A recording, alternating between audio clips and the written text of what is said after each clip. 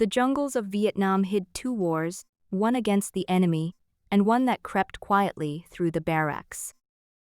That second war didn't come from bullets or bombs, it came in small glassine bags, sold for pocket change. Heroin flooded the base camps, cheaper than a bottle of beer and purer than anything back home.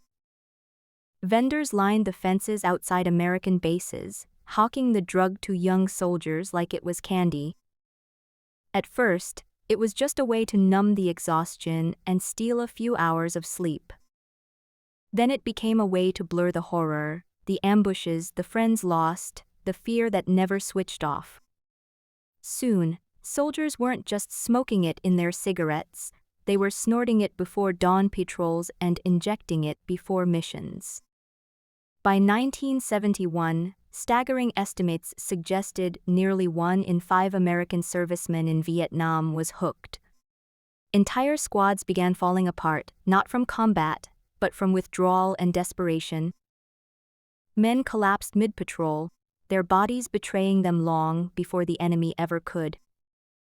Barracks turned into battlegrounds of their own, as soldiers clashed over dwindling supply.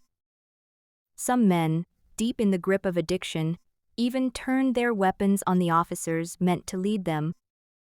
Whole units became so compromised that commanders had no choice but to ship them home in disgrace. Word of the crisis reached the Pentagon, forcing briefings that painted a grim, undeniable picture. Yet publicly, the generals denied it, insisting discipline remained intact, even as the truth rotted beneath the surface. Because this heroin wasn't smuggled in by the Viet Cong, it was flowing from America's own allies. Deep in the mountains of the Golden Triangle, Laos, Burma, and Thailand, poppy fields stretched for miles.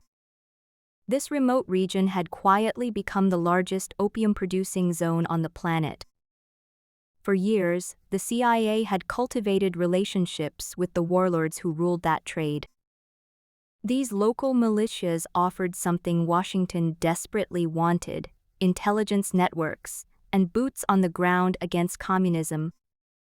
In exchange, the agency allegedly turned a blind eye, letting the opium trade thrive under its protection. Poppies were harvested in remote hillside farms, far from prying eyes or oversight. From there, the raw opium was funneled into hidden jungle laboratories and refined into pure heroin. Investigators and journalists later alleged the product moved through air routes tied to CIA-linked aircraft. Eventually, that same heroin ended up sold to American troops, often by men on the U.S. government's own payroll.